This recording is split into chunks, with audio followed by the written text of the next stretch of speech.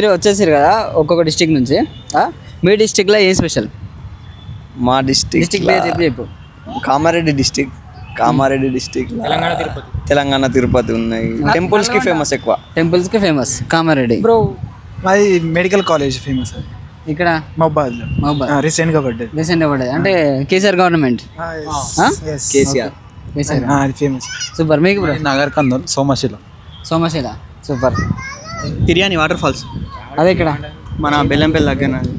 బెల్లంపల్లి అంటే ఇటు సైడ్ మందమరి అంటే మీకు ఇది వస్తుంది కదా కుంటాల వాటర్ ఫాల్స్.